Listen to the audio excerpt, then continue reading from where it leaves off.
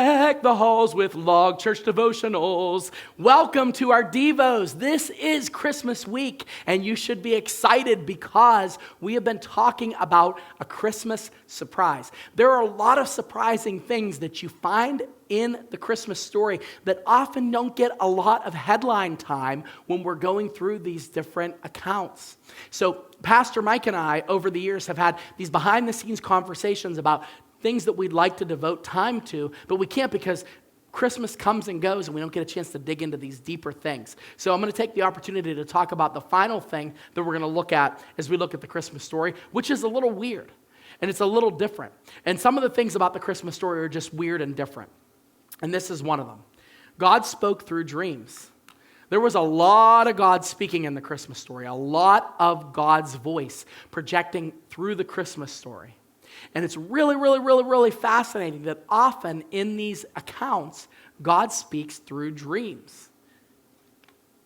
Look with me in Matthew chapter 2, verses 19 through 20. It says, when Herod died, behold, an angel of the Lord appeared in a dream to Joseph. This is not the first time that Joseph had an angel of the Lord appear to him in a dream. Joseph had an angel of the Lord appear to him in another dream when he was thinking about divorcing his betrothed wife. And the angel's like, nah, she's good. You should marry her. I mean, he probably was a little more tactful than that. But he now has another encounter with God in a dream.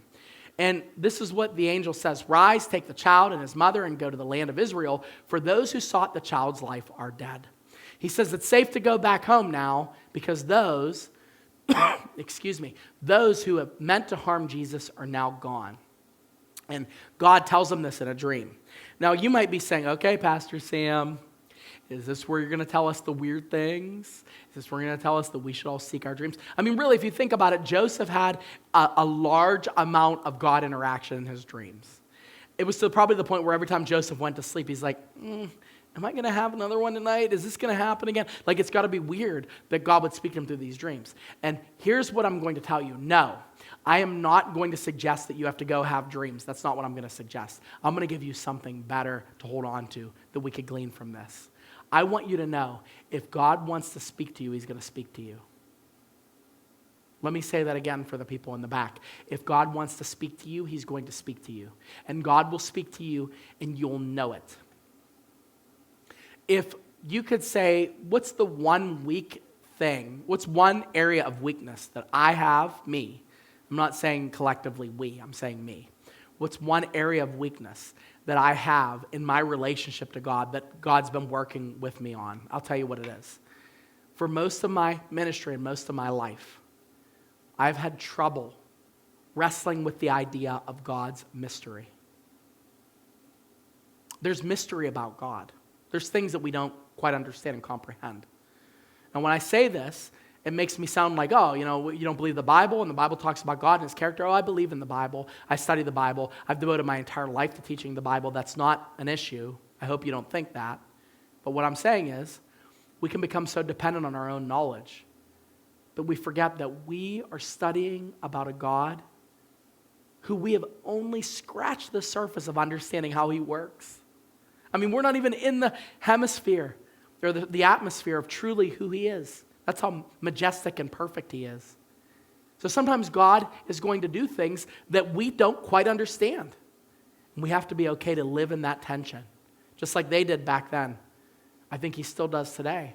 I think God uses different means to speak to you. I think God uses people's voices to speak to you at times. And I think a lot of times we think if it doesn't happen the way that we expect, if like God doesn't show up in our devotional time between 8 and 8:30 and speak through his word, that God isn't speaking. That's not the way we are to depend on God. We're to depend on God moment by moment.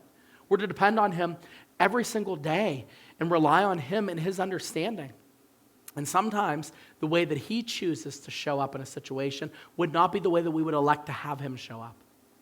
So, if you take anything from this part of the Christmas story, just know that if God wants to speak to you, he's going to. And sometimes God's speaking to you now and you're trying to ignore it because it's not appearing in the way that you think it should. Well, maybe you should open your eyes to the mystery of God and start to have wonder again. Start to have childlike faith again. Start to have belief that if God says that he is with you and abiding in you and wants to guide you and lead you through all truth, that he means exactly what he says. Happy Christmas.